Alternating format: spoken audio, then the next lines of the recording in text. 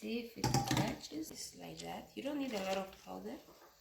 2 spoons is enough. Our infused butter, oil. Hello my people, welcome back. And today I'll be sharing with you on how to do a turmeric butter. Yeah, you guys know the benefit of turmeric butter, so I'll be sharing with you guys the process. If you are new, please don't forget to subscribe. So I'll only be using turmeric and the shea butter. Please keep watching. Thanks. Shea butter. And then, what is this? Paper. No paper. Coffee filter.